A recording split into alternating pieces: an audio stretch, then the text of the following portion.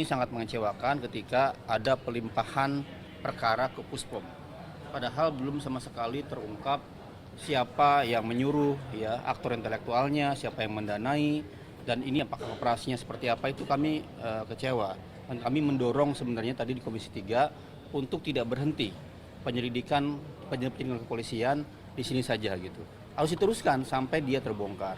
Yang kedua, kami melihat ada hambatan psikologis ya secara politik dalam pengungkapan ini. Makanya kami mendorong untuk segera dibentuk TGPF. Baru saja kita dengarkan pernyataan dari Muhammad Isnur dari YLBHI yang tadi sore itu baru saja bertemu dengan Komisi 3 DPR RI untuk mendiskusikan topik diskusi kita malam hari ini, yakni soal penyerangan ataupun teror penyiraman air keras kepada Andri Yunus. Nah, kita lanjutkan diskusi malam hari ini. Tadi kita sudah dengarkan bersama SOT dari Bang Isnur begitu ya. Saya mau ke Bang Saur terlebih dahulu. Bang Saur, ini rasa-rasanya masyarakat sipil ini cukup kecewa begitu ketika kasus ini sudah dilimpahkan sepenuhnya kepada Puspom TNI. Kekhawatiran itu ada bahwa nanti akan bias, kemudian bagaimana sebenarnya Komnas HAM melihat Puspom TNI mengambil alih begitu. Kalau tadi kan Bang Soleman dan Bang TB ada dua rel nih yang bisa dijalankan begitu ya. Ya, kita bisa memahami kekecewaan publik ya, karena seseorang diperiksa oleh institusinya akan mudah buat publik untuk menyampaikan pemikiran yang apa ya, bahwa kemungkinan akan bias dan seterusnya hasilnya gitu, dan tertutup dan seterusnya. Apa yang disampaikan tadi pagi di Komisi 3 oleh Polda Metro juga sudah disampaikan kepada kami, namun saya sendiri masih melihat celah yang lain ya, karena penyelidikan sudah dimulai Polda Metro dan juga belum diakhiri.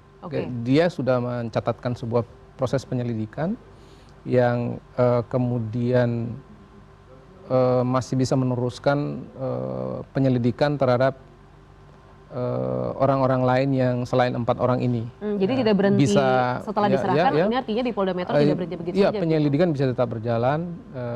Kami masih berharap begitu, juga. Penyelidikan bisa tetap berjalan untuk pihak-pihak lain yang belum atau tidak terkait dengan 4 orang itu, atau maksudnya bukan 4 orang itu. 4 orang itu saat ini kan sudah diperiksa di POM ya. Namun saya kira masih terbuka untuk polisi melakukan penyelidikan, itu yang pertama. Dan yang kedua, TPGF tadi disampaikan ya, saya kira itu juga ide yang bisa menerobos keengganan antara polisi dan TNI ya. Jadi saya kira sebagaimana Presiden, tujuan utamanya adalah bagaimana membongkar ini terang benderang.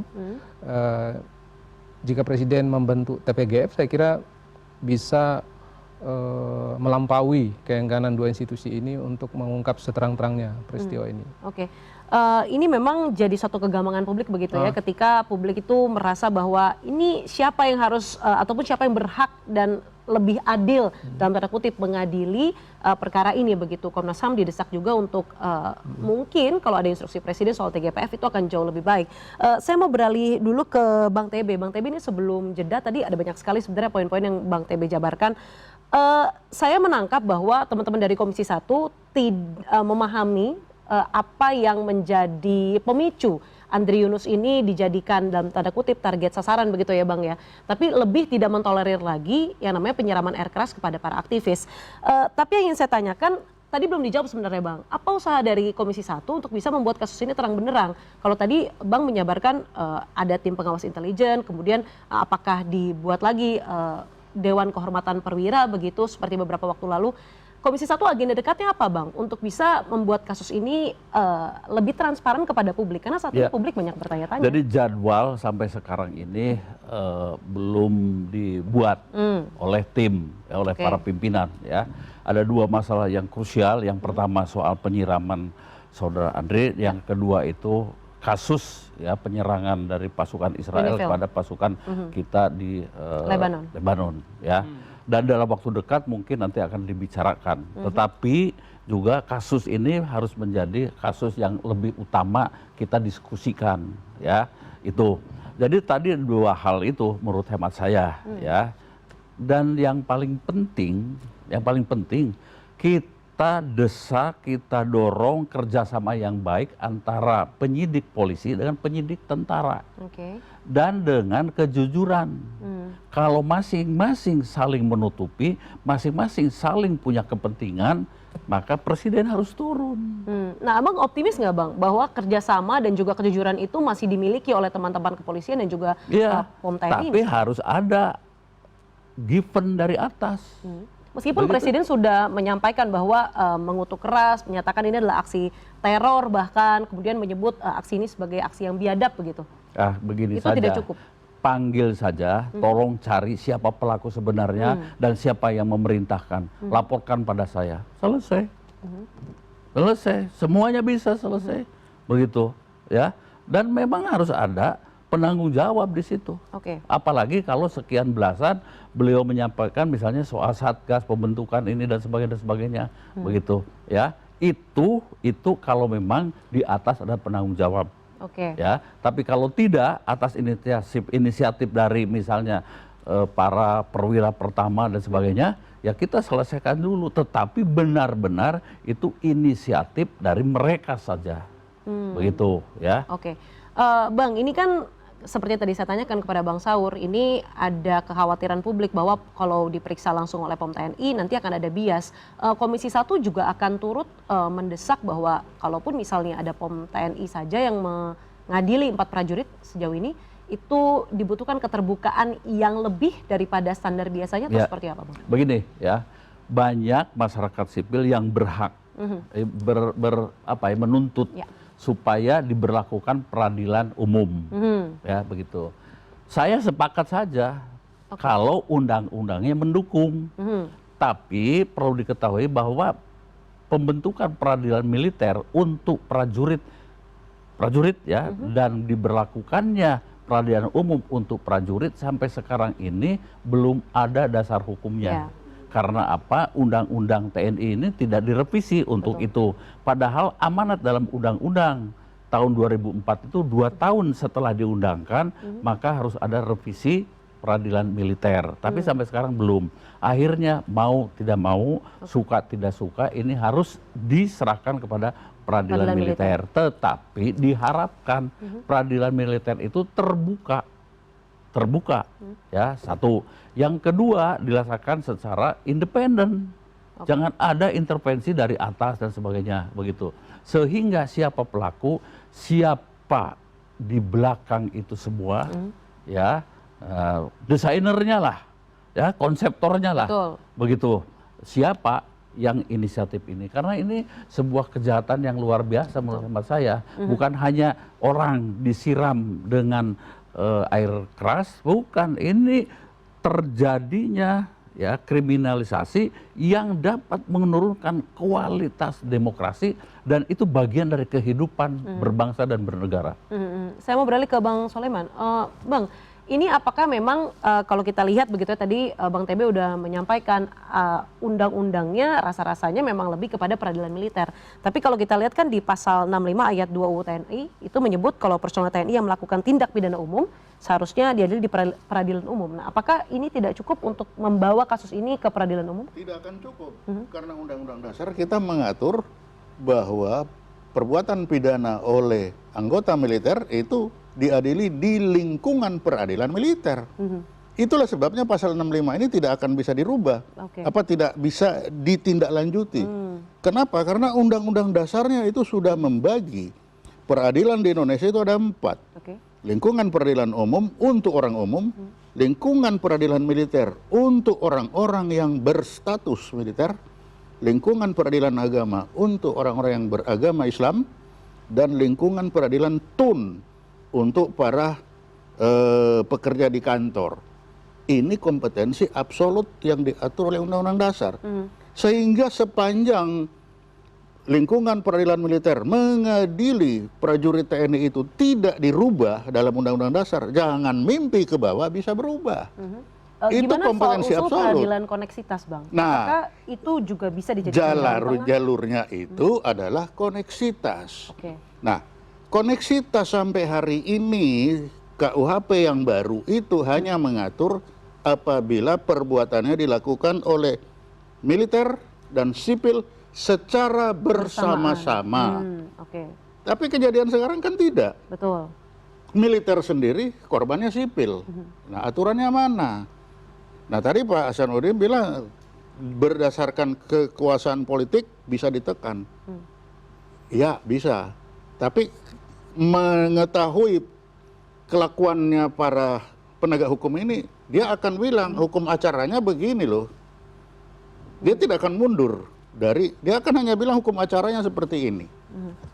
Nah, untuk menjembatani itu ada jalan juga. Oke. Kita bikin perpu khusus untuk koneksitas ini. Oke. Diperpukan, oke, kalau yang lalu itu militer dengan militer, sekarang kalau militer dan korbannya sipil. Nah, ini bisa dikoneksitaskan. Sehingga nanti di peradilan militer ada peradilan umum dengan hakim 2 sipil 1 militer. Nah, baru tadi misalkan kalau berita itu atau data dari polisi dan dari POM bersama-sama, siapa yang mau mengalah kalau dua-dua ini bertempur? Nggak ada yang mau ngalah, nggak bisa juga kan? Nah, di situ kalau di KUHP yang lama, apabila terjadi perbedaan pendapat antara Puspom dan Polri, maka Jaksa Agung Oke. yang mengambil keputusan mengikat kedua belah pihak. Tapi di dalam KUHP yang baru, Jaksa Agung ditendang dari situ. Nggak ada. Jadi hanya Polri dan TNI. Ya nggak akan bisa. Makanya saya bilang, ini mau nggak mau, suka nggak suka, harus diperpukan, dikembalikan minimal seperti yang lama. Kalau seperti yang sekarang nggak akan jalan. Oke. Terlebih kalau Itu. kita lihat juga di awal penyingkapan kasus ini ada perbedaan nama begitu ya. Perbedaan antara itu Polri dan bagaimana juga menyatukan? TNI. Nggak bisa. Pasti dia akan enggak, saya tahu ini. Oke. Polri punya hak juga berbilang ini. Itulah sebabnya di KUHP yang lama itu diatur. Kalau terjadi perbedaan pendapat antara POM dan Polri, maka keputusan ada di tangan Jaksa Agung. Oke. Itu dibuang dari KUHP yang sudah bagus itu. Oke. Nah itu, ya ini menjadi masalah sekarang. Jadi kalau memang mau lurus-lurus ini seperti tadi ada dua. Kita bikin KUHP atau bikin perpu tentang KUHP yang baru, atau kita bikin DKP. Yang mana Tapi kalau menurut Abang DKP paling itu memungkinkan? intern, ya semua memungkinkan kalau kita mau menyelesaikan, kan itu aja. Yang ada sekarang kemauan itu aja. Anda melihat kemauan itu, Bang, dari para elit politik ataupun Ya mungkin yang paling presiden tinggi kan sudah presiden? ngomong. Nah tinggal apa yang disampaikan presiden itu tindak lanjutnya apa? Kalau Cari Bang sampai TB ketemu. menyebut rasanya belum cukup begitu apabila hanya pernyataan bahwa ini adalah aksi teror meskipun itu Nah, sudah jadi satu langkah yang baik begitu ya, Bang? Justru itu pernyataan itu tidak akan menyelesaikan masalah. Pernyataan itu harus ditindaklanjuti dengan perbuatan. Nah perbuatan yang bisa diukur apa? Ya dua tadi itu. Oke. Apakah kita mau membuat perpu tentang koneksitas atau kalau mau membuat DKP? Oke, saya beralih ke Bang Saur. Bang Saur, ada sudah mengerucut sebenarnya beberapa jalan yang bisa dilakukan untuk mempercepat sekiranya lebih membuat kasus ini lebih terang begitu. Kalau dari Komnas HAM sendiri mendorong apa, Bang, sekarang? Apa target jangka pendeknya begitu untuk bisa memaksimalkan kasus ini segera bertemu dengan aktor intelektualnya? Ya, baru mendengar ini ya bahwa ada dua jalan. Ke Roma. Ada banyak jalan, Bang, kalau ke Roma. Dewan Jenderal ya, Dewan Kehormatan Dewan Perwira. Kehormatan Perwira dan Perpu. Ya. Ya. Saya kira itu diskursus yang baru kita dengarkan sekarang. Komnas HAM belum memiliki kesimpulan dan rekomendasi.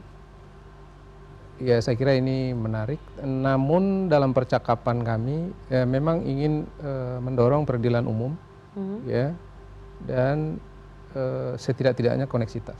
Oke. Namun kami harus rampungan dulu permintaan keterangan kami karena minggu-minggu ini kita masih terus manggil para pihak. Dalam beberapa minggu ke depan saya kira kami akan merampungkannya. Tapi itu pandangan kami kira-kira kita ingin suatu peradilan yang lebih diarahkan pada peradilan umum, kira-kira begitu. Oke, baik. Bang TB, kalau misalnya memang kasus ini, bukan kalau misalnya ya, bahwa memang ini sudah akan diadili lewat peradilan militer begitu, kira-kira apa yang bisa kita dorong untuk bisa keterbukaan, transparansi, dan bias itu bisa ditekan begitu dari eksternal, tentunya dari publik dan Kalau juga di DPR. militer ya, ya given lah dari atasannya. Kabais punya atasan siapa? Atasannya atasan. Panglima TNI misalnya. Atasannya Panglima atasan. TNI punya atasan juga kan? Presiden. Presiden. Dan beliau-beliau itulah yang menekan ke bawah. Selesai. Ya kami ini kan 35 tahun jadi prajurit lah, begitu ya. Tapi kalau misalnya kita juga sembunyikan, ya sembunyikan mati-matian. Begitu. Ya, jadi harus ada keterbukaan dari semua lapisan supaya ini ya tidak menjadi mengganggu kita semua. Iya kan? Soal misalnya demokrasi menjadi menurun, orang mau berbicara kritis menjadi Jadi ketakutan dan lain sebagainya, Orang mau menulis sesuatu takut ini menyinggung dan sebagainya. Kita ini juga harus kritik, tapi kritik juga ada syaratnya yang saya sebutkan tadi itu, ya, begitu. Dengan cara-cara sama-sama yang menyelesaikan masalah, menjaga ya negara kesatuan Republik Indonesia ini. Oke. Begitu. Ya. Oke. Menarik ini Bang TB menyampaikan Ya. bahwa jangan sampai kasus ini jadi implikasinya jadi kemana-mana, termasuk Ya. soal mengganggu ataupun mencederai demokrasi kita. Ya. Tapi kita akan lanjutkan diskusi kita pada malam hari ini usai jeda. Tetaplah bersama kami di Insight Politics with Diana Valencia.